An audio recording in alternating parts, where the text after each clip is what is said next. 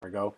And we are here today with SiriusXM's Sal Governale. How you doing, Sal? I'm doing great. So we're gonna talk Kiss with you, All which right. I think I know a little bit about them.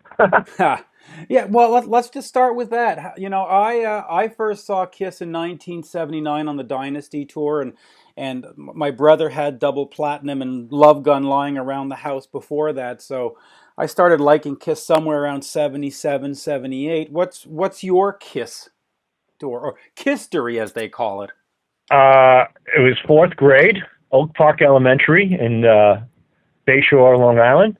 And I walked in one day. My friend Christopher Raggett, who I'm still looking for, if you're listening to this podcast, Chris, shoot me an email. But he brought in a Destroyer album. Oh, nice one. Yeah, and let's see, fourth grade. I was 9 years old, I believe, at the time, and he was just holding it up at his desk, and I walked over and I picked it up and I looked at it, and I was just blown away. And it was a time where, we weren't just like saturated with social media and computers and, and CGI. I mean, this was as raw as it came. And this just by looking at this album cover, I was just like, who are these guys? What are they all about? They just completely knocked me off my socks. And I wanted to learn about them. So he told me that, they were Kiss and he listens to them and they're a great rock band. And I was like, wow. And I went home and I went down to, that weekend, I went to Modell's with my mother, and it was Sam Goody Records back then. Right. Do you remember Sam Goody? I do. Yeah. And Record Town. And yeah. All those great places. All those great places. And I remember I didn't have much money. My mom only gave me, I think, like $3. And I wanted to buy a Kiss album, and I think the Kiss albums were like $7 back then. Yeah. Or something like that. But I was able to get my first 45, which was Calling Dr. Love. Wow. And I purchased that, and I believe the flip side was Calling Dr. Love instrumental. Remember when they would put instrumentals on the flip sides of some of these records? Yeah, I do. I don't remember if that one had an instrumental, but I do remember that I think I Was Made for Loving You was a single that had an instrumental backing to it. It was a weird concept they had back then. I guess it's so you could make love to them without having people's vocals interrupt you. I also remember, I think I Was Made for Loving You was also a 12-inch for the clubs. Yeah, it was. A very successful 12-inch, by the way. Yeah, an extended remix as well. Yeah, absolutely. Yeah. And I love that song. I still love it to this day. My son just said yesterday he's not crazy about that song. I go, well, you and Gene have a lot in common. He hates it as well. But I love I Was Made for Loving You. So anyway, I bought the 45, and I had a Bugs Bunny phonograph at home where the carrot was the needle stick, so to speak. And I would just play that song over and over and over again. And then for my birthday the following year, my Aunt Mona purchased me Rock and Roll Over. Right. Oh. And that was my first Kiss record. And my parents back in the day, remember when you had the television stereo combination? It was the size of a dresser. Mm-hmm. It was about 8 feet long and 3 feet wide. Made all out of wood. Made all out of wood, and you had to... And lifting up the top door was like lifting up the hood of a car. Yeah. Yeah, and I had to hold it up because the mechanism was always a little weak. It would slam down, and I would hold it up with one hand, and I put the record on, and I believe the opening track was "I Want You." Yep. And I used to play that top to bottom. I'd flip it over, and I was just completely blown away by them. And I always wanted to go to a Kiss concert. That year as well, I think Kiss was on the Grammys, and they did Rock and Roll All Night. And I told my Grammys that year. Was the American Music Awards running back then? Well, it must have been because wasn't it? Didn't Beth win an American Music Award back in '76? Maybe it was the American Music Awards or something. So I said to my mom, I go, look, whenever Kiss is, because Chris Raggett used to bring in like articles and stuff of Kiss, like from the newspapers and whatnot. And I said, where are you getting all this stuff? And he goes, my mom. Oh, well, my mom, she's off the boat. You know what I mean? She could barely speak English, let alone read it. But I said to my mom, I go, Mom, whenever you come across Kiss, do me a favor, make me aware of it. She says, okay. So she woke me up one night. I was sleeping. She's like, Kiss is on TV, and I saw them on an award show, and they was doing Rock and Roll Night. It was like one of the greatest moments of my life. Yeah. And since I saw them live for the first time on television, I just wanted to see them. I wanted to go to the show. I used to I think every kid used to draw the Love Gun stage. Yeah. Which Kiss Alive too. I used to draw the stairs and the logo and that's all I would spend my whole day in school just perfecting that whole thing. And I never was able to see it. My parents wouldn't allow me to go to a concert. My parents wouldn't even allow me to cross the street where I lived. And then they took off the makeup, and then I was heartbroken that I never got to see the original Kiss. You never saw the original Kiss? Well, as a child, I didn't. Oh, I got to tell you, man, August 6, 1979, I saw that Dynasty tour, and it changed my life. It was fantastic. They rose out from the bottom of the stage, and the smoke was all over the place. And then my second Kiss show was in New York at the Palladium with Eric Carr at his first show. So, you cannot. How can I put that? You can't remake that energy. I mean, that was just something really special, especially being 11 years old at the time. It's like sex for an 11-year-old for the first time. I mean, you can't explain it. You have to experience it. Yeah, I mean, I know a lot of people say, "Oh, I saw the original Kiss on the reunion tour in '96," and you're like, "Well, yeah, that's cool, but 1977 or 1979, that was cool. That was like really, really cool." But okay, so the makeup came off, and you didn't see them. That's gotta hurt. Oh, it sucked. So then, I loved Eric Carr as well. I remember Eric Carr being introduced on Kids Are People too. I watched that show as it happened. What a great show that was. That was so great. They brought out the Fox, and reading Paul's book, I have so much respect for the way that Kiss handled themselves. Paul could have taken the easy road and bashed the shit out of those guys, Ace and Peter. Right. He spells it out now, and he doesn't bash them. He just lays the facts out. Right. And you can draw your own conclusion about these guys. But back then, they had so much respect for the brand and for the band.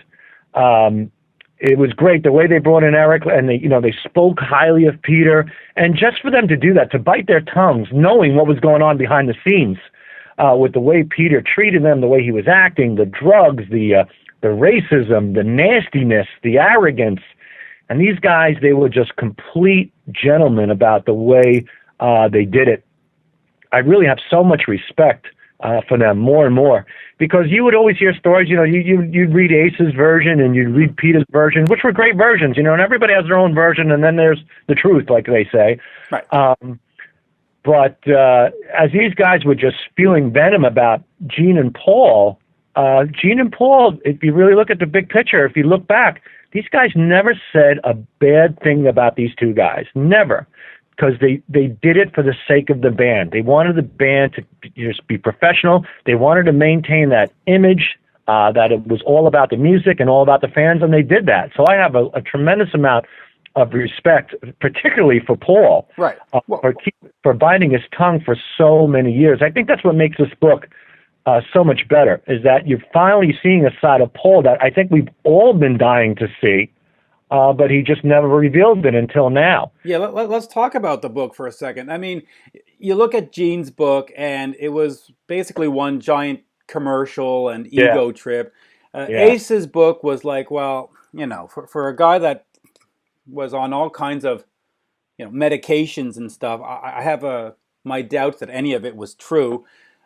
Peter's book was what you expected, and Paul's book seems to be the best of the bunch, right? I mean, it's.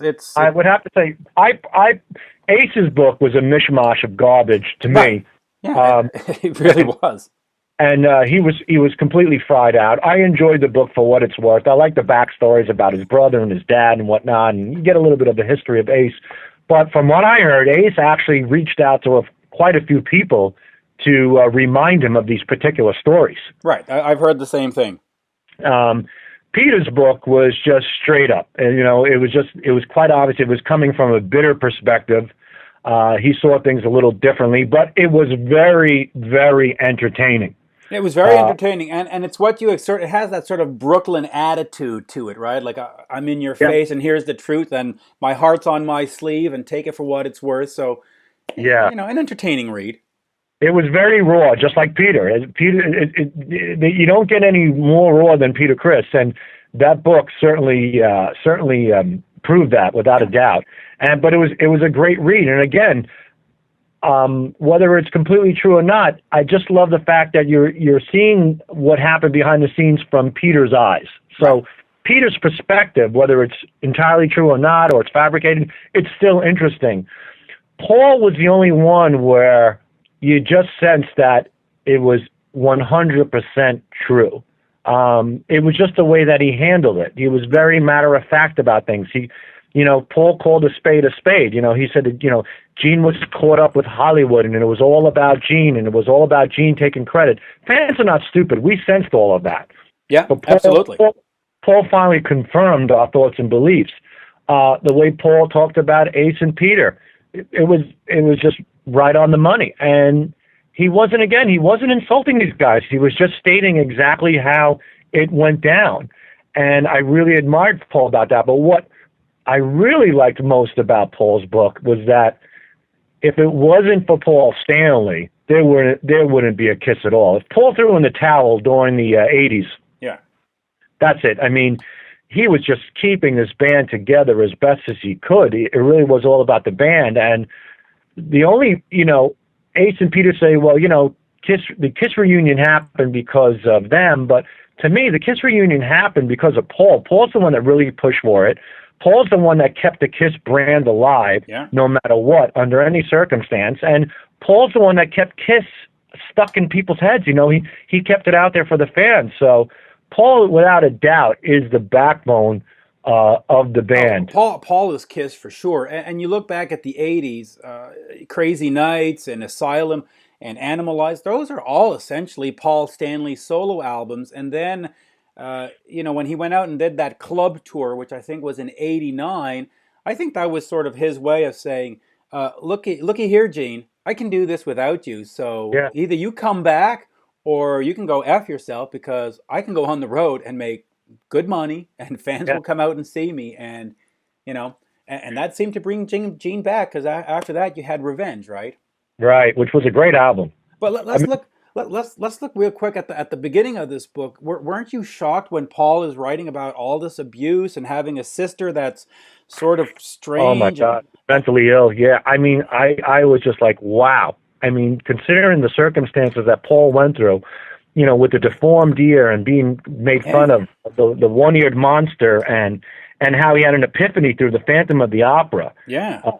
Just amazing stuff. And it was great too, because it was very, to Paul, it was self-therapeutic to write the book, because he realized a lot of things about himself that he didn't like, how he can tell a joke and make fun of somebody, but he couldn't take it himself. He was so insecure and so insensitive, so sensitive to people. And I'm thinking to myself, this is Paul Stanley. This is the greatest frontman in the history of rock and roll for over 35 years.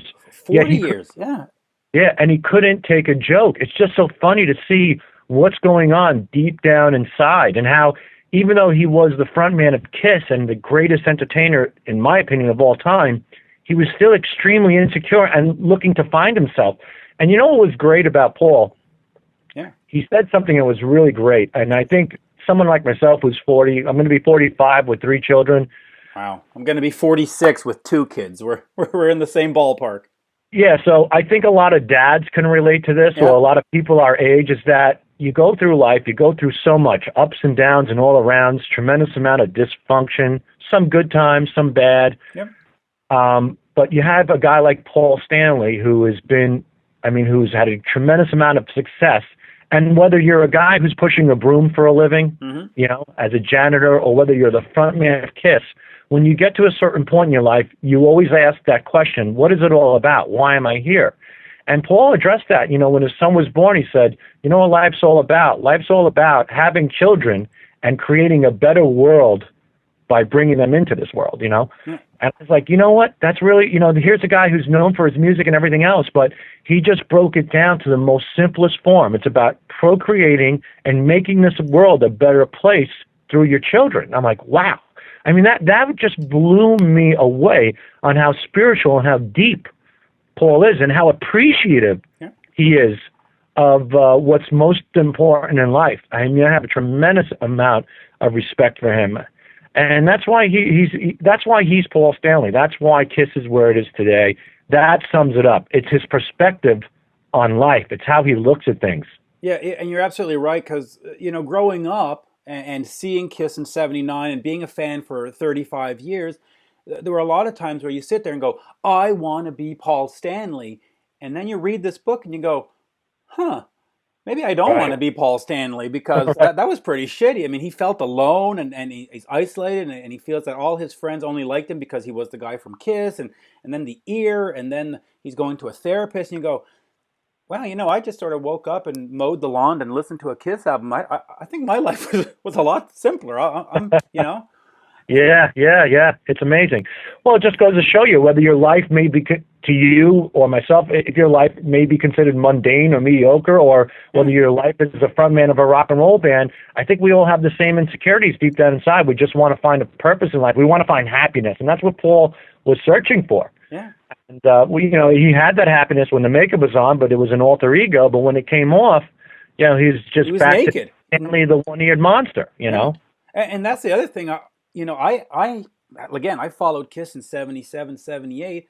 I had never heard about Paul only having one ear. And I mean, listen, I read Hit Parader and Circus and you know, 16 magazine, all the crap that had Kiss in it, and I'd never heard about that. So he had to cover that, and he had to hide from that, and then he had, of course, the kids in the school teasing it. It's remarkable that he made it for 40 years, quite frankly. Yeah. And you know, sorry, and I was just gonna say, like you were talking about the kids, when he gets to that making of the Carnival of Souls album in '95, you know, he goes, "This was Gene's idea. He wanted us to sound like Alice in Chains and stuff." Mm-hmm. And then he wrote that song for his son, "I Will Be There," and it made it all worthwhile. And you go, "Yeah, you know what? You're right, Paul. That is what it's all about." You know? Yeah, because again, you know, Gene's all about, you know. Trend, you know, Gene's a trendy guy. Whatever's hot right now, we have to pounce on top of it and make a quick buck. That's just the way Gene is. To me, after, let's see, I don't know, I would say Dynasty was the last of Gene Simmons giving a shit about writing music. Yeah. I think, you know what I mean? He had plenty of money in the bank. He had fame. He wanted to get into movies, and that was it. And Gene's been coasting on Kiss since '79. He's just been coasting, and until Revenge. And you know, I'll give him some credit there. But Gene was back during Revenge. You got to, absolutely, during Revenge, Unholy and the monster look. He was back. But you're right. The '80s, it was the Paul Stanley solo band.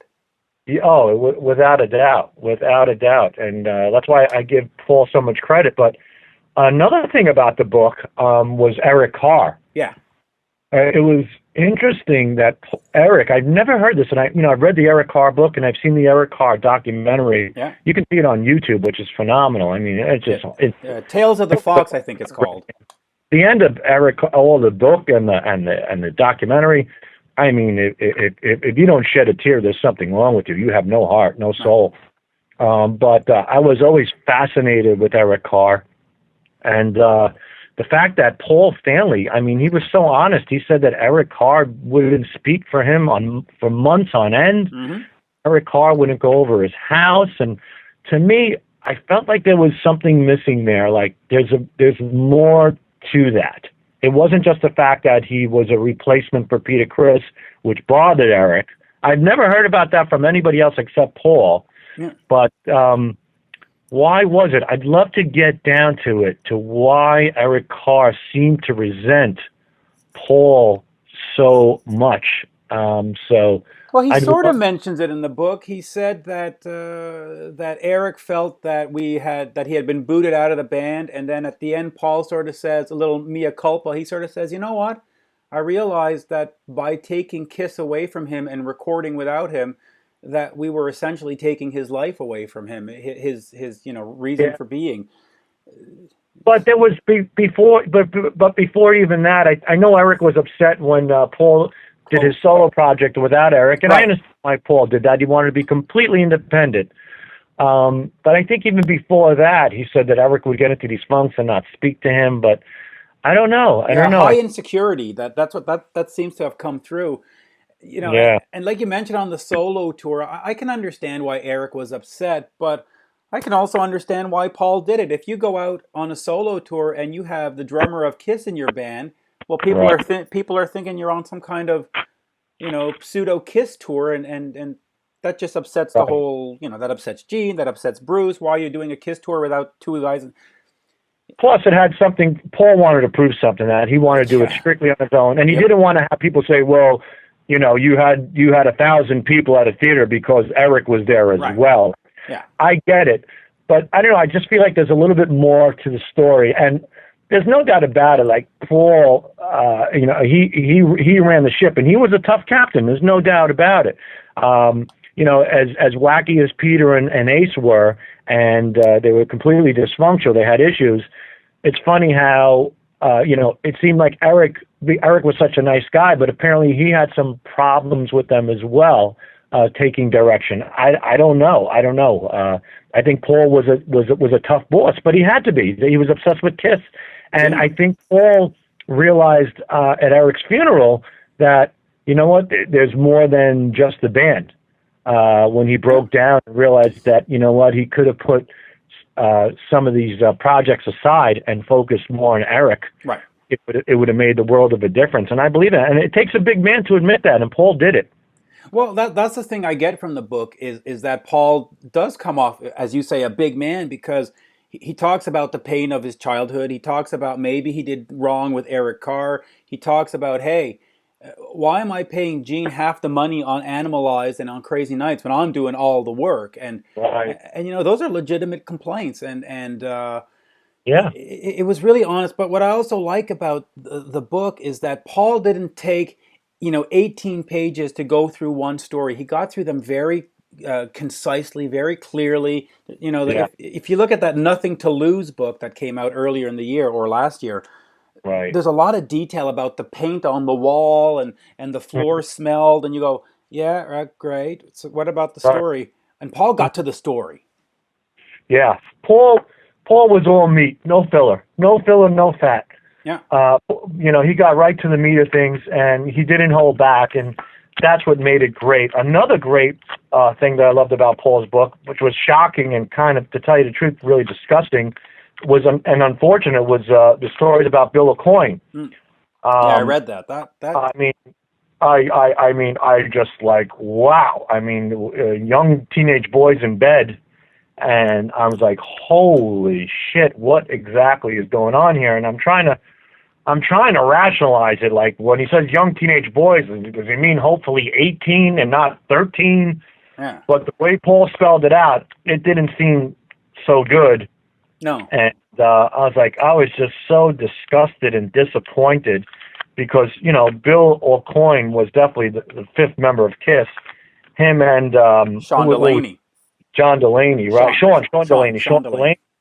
Yeah, who helped them with the choreography and everything else, and the hair and the makeup and stuff. But God, I was so disappointed to hear how much Bill had fallen and how disgusting and repulsive it got. So, when the Rock and Roll Hall of Fame came, well, can I just mention one more thing about Bill? Is that he also said that he suspects that Bill was stealing from their warehouse to get money. To get whatever it was, a heroin addiction or whatever, and it was just like cocaine, cocaine or some kind of drug, and it's like, wow. So here's this guy, and he's just auctioning off your stuff. I mean, it's like, ooh, right. so much for respect and stuff like that. But and then the Hall of Fame. Oh my, they had the Hall of Fame, and what a party that was.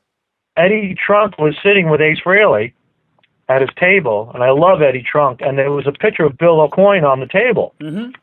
And Ace said to Eddie, I really miss Bill, he was a good guy, and I'm thinking to myself, maybe if I didn't know about those stories about him and young boys, I would think differently. But I'm like, I have absolutely no respect for him. I mean, he ripped off Kiss. He became a drug addict. I give Bill credit for having the drive and, spending, maxing out all his credit cards to get Kiss up and running. But God almighty, it was such a shame to see how he turned out. It was just so repulsive and disgusting. And I don't know, man. I give Paul a lot of credit for putting that out there. That takes balls. That takes a lot of balls for doing that. Yeah, and sure. I'm just Because he can get sued. I mean, if it's not true, he can get sued, and for a lot of money. I mean, that's a major allegation. Huge. And, that to me, there were two times where I just like totally cringed. One was when Peter said that Gene's herpes were crawling up to his chest before a concert once, and Doc McGee had to inject them with something to get it down. And the second one was the Bill story. Yeah. It just totally blew me away. I also love the story about Slash and Paul. Mm. Yeah, that's a good one. Yeah, how he's checking out Guns N' Roses, and he created a nice friendship with Slash, but then Slash was going around town bad-mouthing Paul, calling him gay and calling him a hack or whatever, and then Slash got in touch with Paul, and Paul just, straight out said, hey, you know what? You shouldn't be airing your laundry around here. It gets back to people. Go fuck yourself. And I thought that was great. And just 2 weeks ago, Gene is tweeting about how Slash was covering a Kiss song, and I'm thinking to myself, you know what? Fuck him. Your best friend, your partner in crime, the man who made the band, just put in his fucking book that Slash was a scumbag. I mean, can't you reserve something, Gene? I mean, can't you hold back just a little bit? It's all about Gene's ego, and that's all it comes down. I mean, I think if Hitler wore a Kiss shirt, Gene would tweet it out. That's just the way it is. Any way to get the brand out there, Gene is going to do it. So I kind of found that to be a little odd, or that might be a way of Gene subconsciously or saying to Paul, you know what, go fuck yourself about this book, because Gene never commented about the book. No, and he doesn't get an easy ride in it. It wasn't like, hey, Gene's my best friend in the world. It's like Gene was an ass for this part of my life, and Gene was an ass on this record, and Gene was an ass when he did. And you're like, wow, how do these guys stay together for 40 years if they're sort of taking these shots at each other? Yeah. The funny thing about these books, too, which is weird, is that people have always speculated that Paul might be gay because he's so flamboyant. Right. And whether he's gay or not, I could give a shit. I think that's fine. But throughout all the years, with all the speculation about Paul being gay, at the end of the day, 35 years, there's not one situation where you can say Paul did something, yet Ace Frehley, who called him the he, she, and whatnot, and said that, he alluded to the fact that Paul was gay, was the only guy out there that every guy has said had gay situations, gay relationships, So that's kind of funny. It's almost like Ace gets a free pass for all that, but it seems like everybody wants to peg Paul and find him guilty for fucking around with a guy. Yeah. I think that's just kind of ironic that, Ace is the one that's been doing it, which is fine. But I just find that odd that everyone always speculated Paul as being possibly bisexual, yet it was Ace. And the one thing I didn't like, because Eric has passed away, is when Paul talked about Ace grabbing Eric and making out with him at Studio 54, because a gay guy, I think, was checking out Eric. So Ace thought it would be funny if he made out with Eric. Right. Now, I personally believe, I don't think Eric was gay, but I personally believe that Eric was in such he was in such maybe an insecure state, like, he was a new guy, and it was part of the initiation, so to speak, when you get hazed and you'll do whatever it takes. Yeah. I think Eric just went along with it because it was Ace Frehley, and like, you know what, I'm not gonna fight this. I'm not gonna argue it. I have to do whatever I have to do to keep myself in this band. But I don't know. I just wish that perhaps Paul didn't put that one in there, because I'd love to hear Eric's side of the story on that one. Yeah, and sometimes also just a joke is a joke. I mean, you see some guy checking you out or whatever, and I don't know. Here's the two guys from Kiss making out. It it could just, it's funny, right? I mean, it doesn't have to be serious. It doesn't have to mean everybody's gay. It just has to be, look, it's a joke. They wanted to freak the people out. I mean, you don't think Yeah, blood spitting and guitars that smoke freak people out? I mean, it was just part of freaking people out, right? So yeah, yeah. But it would be nice to hear Eric's side of the story as well. That's the only thing that I wonder yeah. how it's down. But yeah, I mean, believe me, if you know anything about me, I'm all for gay stunts and freaking people out. I think I had my testicles kissed once or twice on the radio. Yeah. So I'm all for it. And there's video and pictures of that all over the internet. Let's you mentioned the Hall of Fame. Were you at the Hall of Fame? No, I wasn't. If all four were to reunite and play, I certainly would have went. Right. But the fact that they just stood up there like four mannequins holding their, I mean, they might as well have been by themselves. I mean, they had the blinders on. You could tell there was a lot of, to me, there was a lot of tension between them. They went up there. They took the opportunity to accept the awards, which they most certainly deserved, and they, said what they had to say, and that was it. But it's kind of funny how nothing has changed. Like Ace went up there and cracked jokes about willpower and diarrhea. Gene went up there, and did his typical Kiss pep talk. Peter went up there as the kid from Brooklyn, and just wore his emotions on his sleeve as usual.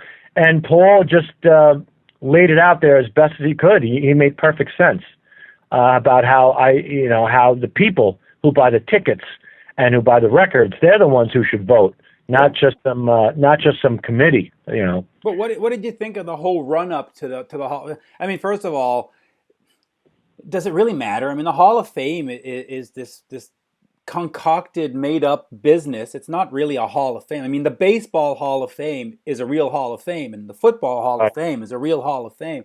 The Rock and Roll Hall of Fame is the guys at Rolling Stone magazine who said, "Hey, you know what?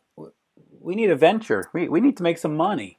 Let's throw some people in the museum and call it the Hall of Fame." I mean, it's a business like anything else. It's a bunch of bullshit. It's a business. Yeah. Look, Bruce Springsteen's in the Hall of Fame. I'm not a Bruce Springsteen fan, so whether he's in the Hall of Fame or not, I could give a shit. Now, Right. Kiss, I'm a huge Kiss fan.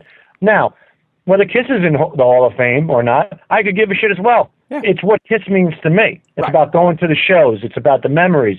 It's about the stories. It's about, obviously, the music. That's what it all comes down to. The Hall of Fame has no bearing on me as a fan. No. If it makes Kiss feel better because they have this title, that's fine. But you know what? The proof is in the pudding. Look at the sales. Look at the record sales, the concert sales.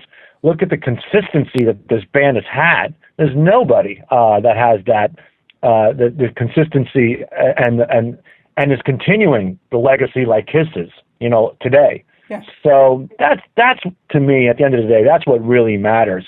Same thing with the cover of Rolling Stone. Like Gene is still bashing those guys from Rolling Stone. He thinks they're a bunch of schmucks, half of those writers. Well, they are. Exactly right. So I mean, if that's the way Gene feels, whether they made the cover or not, to me, it's irrelevant to me as a fan. It's what Kiss puts out for the people. Yeah. That's what, at the end of the day, that's all that matters. You can put 100 fans in the Hall of Fame that I could give a shit about, or you could put one band in there that I absolutely love. It doesn't matter. What matters is how they affect me as a fan personally, and that's what Kiss has achieved. That's what Kiss can take to the bank every day. Yeah, I got to.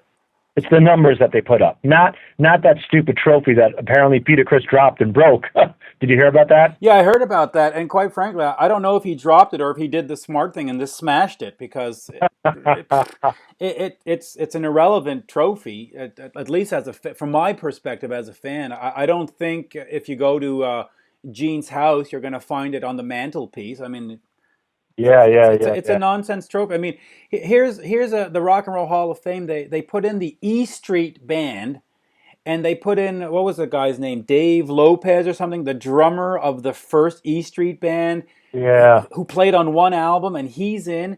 And you tell me Bruce Kulick is not, and Eric Carr is not, and it's like, yeah, all right, fuck off, leave me alone. I have to agree with you there. But, as far as the band, look, if I would have liked to have seen the original four play, it was the original four that started the band. I mean, Kiss continues, and had a tremendous amount of respect for Bruce. And, people say, like, it's Tommy and Eric. Well, guess what? I have 3 boys at home, and I always wanted the Kiss experience. If it wasn't for Tommy and Eric Singer, my kids would never have that experience. Yeah. And so I'm all for what Kiss is doing, keeping it alive in any way, shape, or form. They're doing it.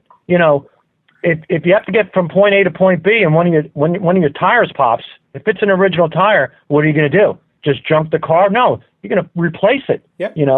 And that's what Kiss is doing. So as much as I love the original lineup, hey, that was then, this is now. So I have no problem with it. But that being said, the foundation of Kiss was Ace, Peter, Paul, and Gene. Yeah.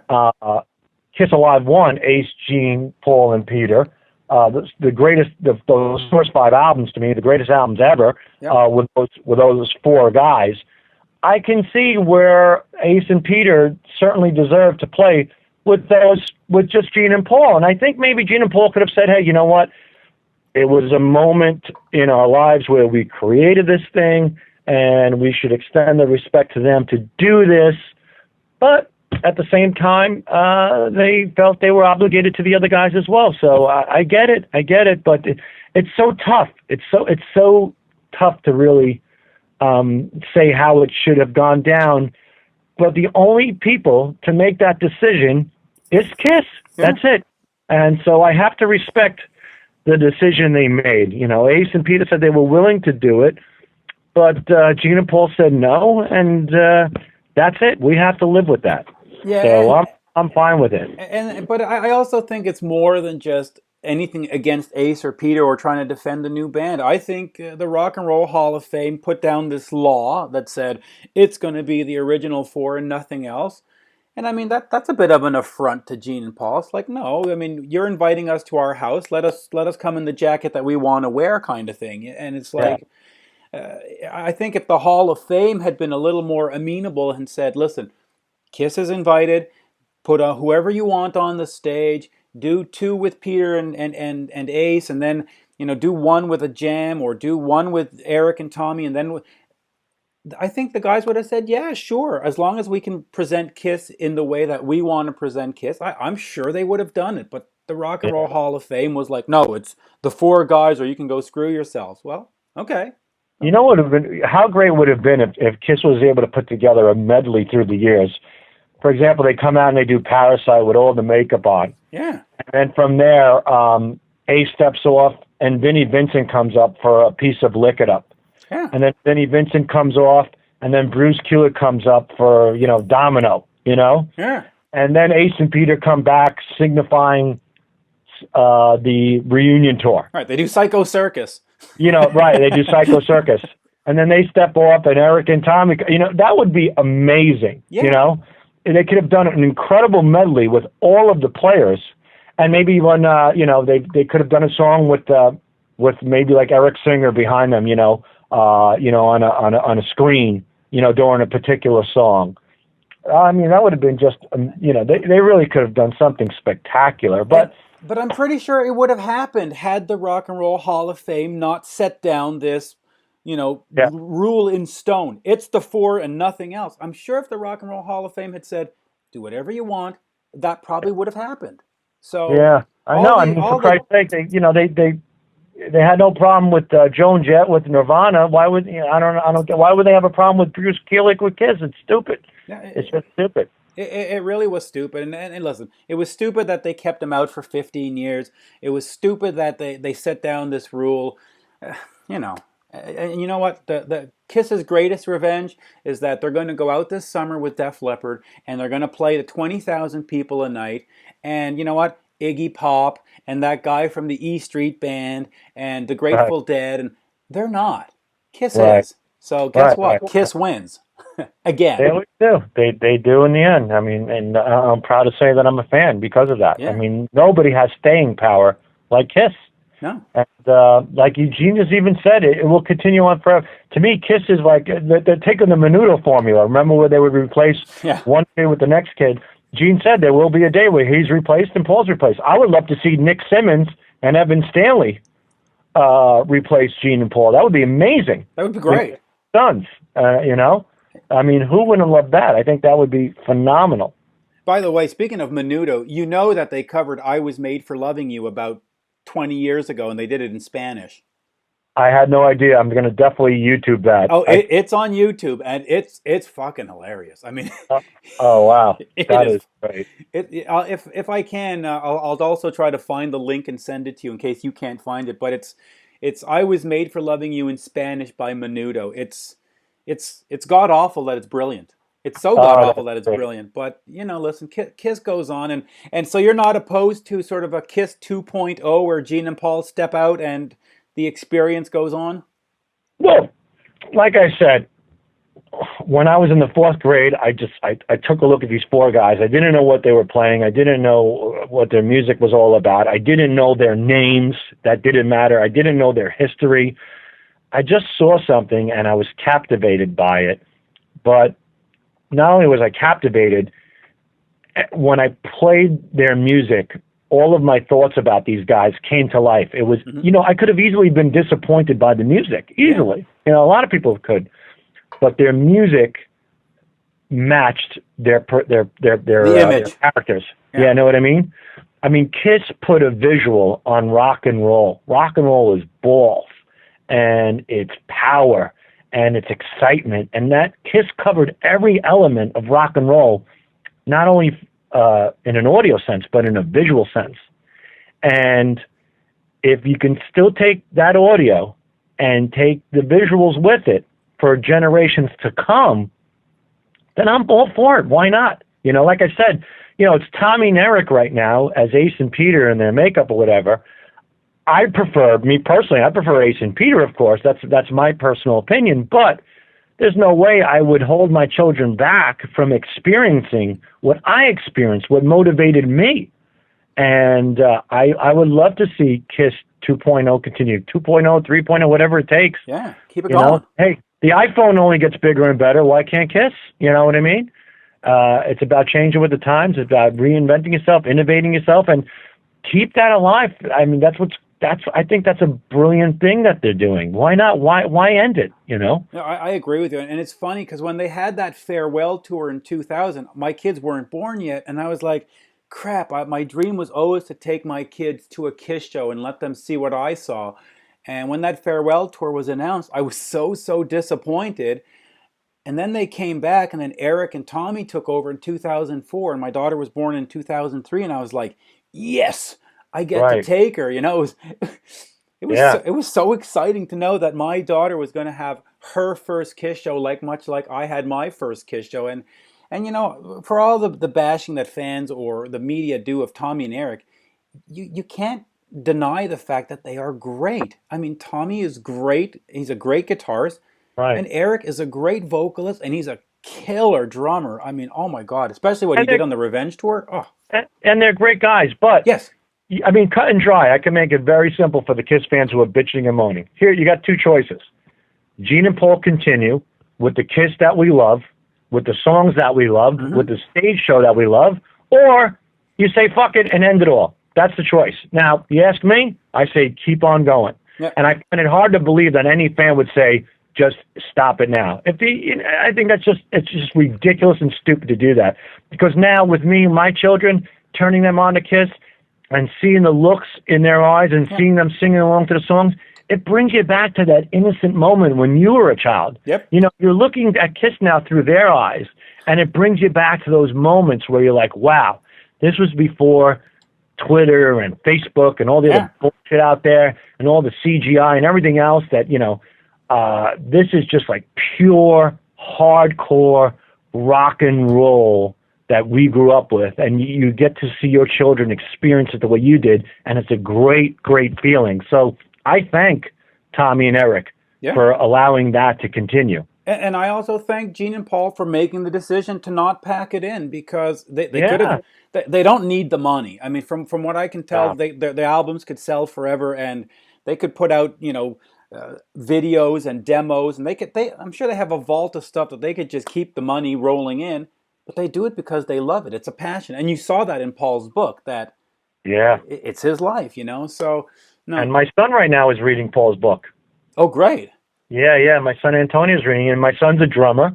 and my other son's playing guitar now, and it's because of Kiss. They play Kiss songs. Oh, and there's nothing, let me tell you something, man. If you want to get into a rock and roll band, there is nothing more fun than playing Kiss. And so many musicians today say how they were inspired by Kiss, by Ace Frehley as a guitarist, and Richard Christie, my buddy, who was inspired by Peter Criss on the drums. I mean, these guys have made so many musicians. Yeah. And my first song I learned on guitar was She. You know, wow, and that's a tough one to learn, actually. You know, and I love it. Yeah. You know, I still can't play the beginning of Rock Bottom for shit, but I can play She. Yeah, but that's what's great about Kiss. It's just that it just keeps on going, and you know. Yeah, let the people enjoy it, man. You know what I'm saying? Oh, absolutely. And you know, Sal, this has been great. Is there anything else we want to talk about, or? Yeah, I think we covered it all. It's just that one thing is that even if there was a reunion at the Rock and Roll Hall of Fame, I don't know if Ace Frehley has stepped on a scale recently, but he got pretty big.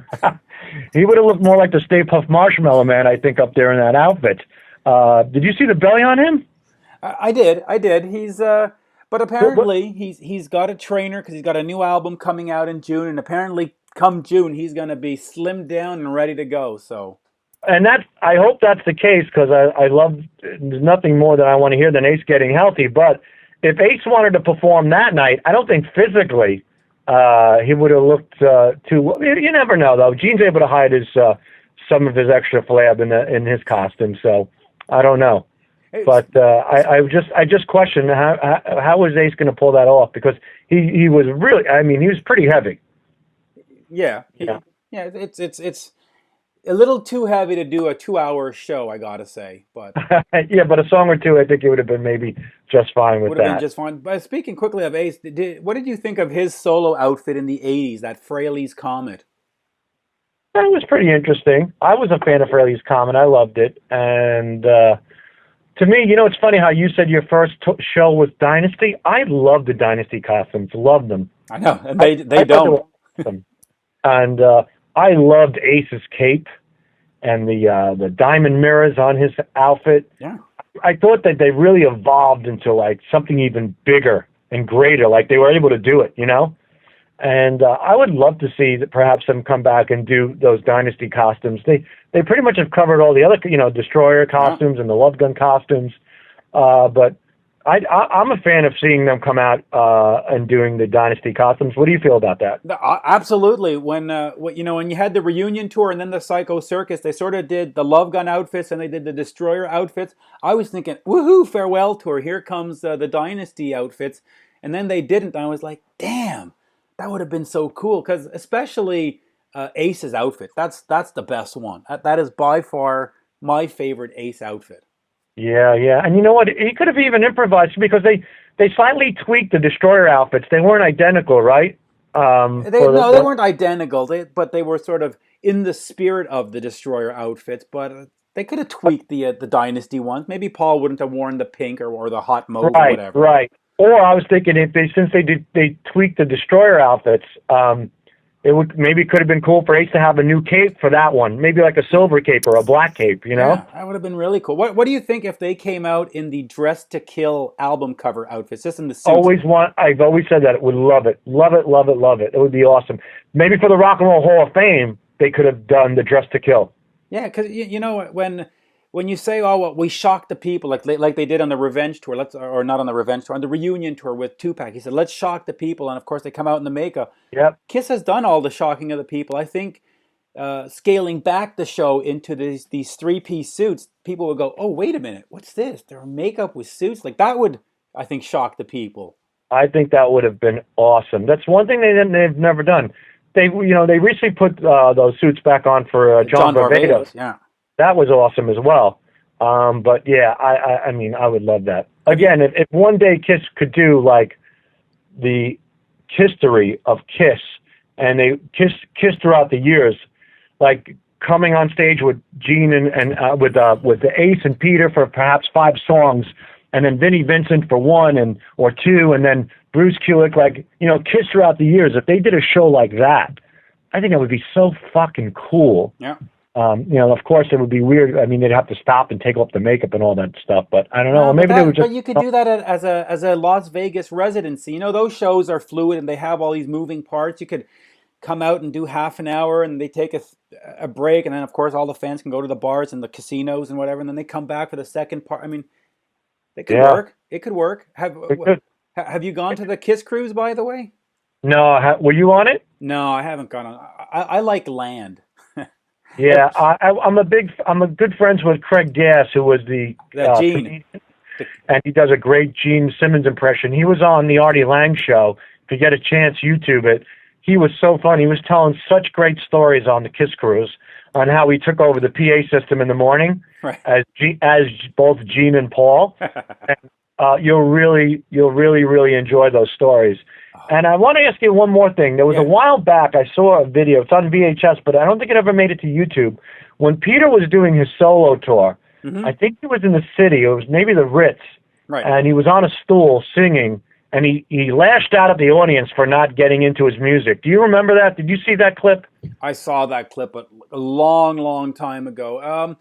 It's but I was telling Richard about that recently, because if you get a chance, there's some great outtakes. There's I believe it's the Dynasty rehearsals, where Peter flips out a few times.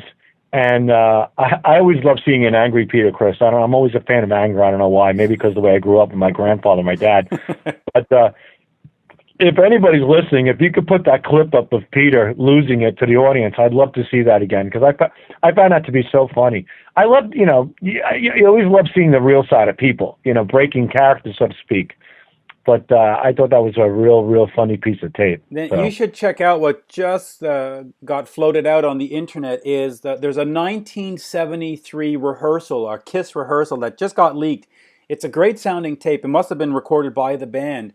And they're playing their parts and stuff, and every so often they stop and they go, "Oh, you fucking this and you fucking that," and play it like this. Really? Oh, that's great. That's great. I'd love to hear that. Yeah, I'll try to dig that up for you too, because that's funny and it sounds great. And it's 1973. It's the guys, and what's funny about it too is you hear Ace and Peter and Gene speaking in like their normal sort of voice, not their stage voice. Yeah.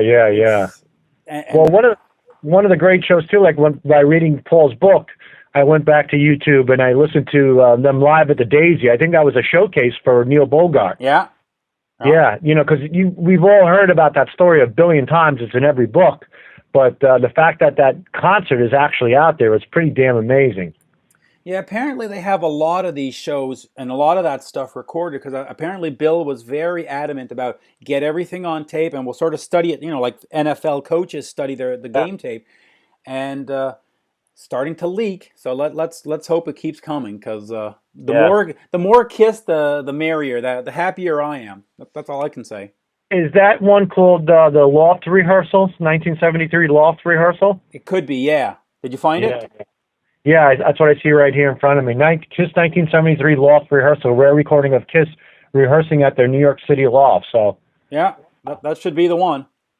Yeah, that's pretty damn cool, man. I can never get enough of Kiss, man. Can never get enough of these guys. It's unbelievable, though. It's 40 years later, and we still can't get enough. And like you were saying before about you're hoping that there's a 2.0 and a 3.0. Listen, I'd much rather be a Kiss fan than a Nirvana fan. They had their 3 years of fame and they got nothing. I got 40 years, and I'm hoping for 45 and 50 and 55. Absolutely, man. I'm with you 100%. Well, this has been great, Mitch. Yeah. Thanks so much for having me on the show. Thank you, Sal. My pleasure. And next time Kiss puts out an album or another book, let's do it again. I loved your thoughts. They were refreshing, and it was great. I appreciate it. All right, have a good one, my man. You too. Be well. Bye-bye.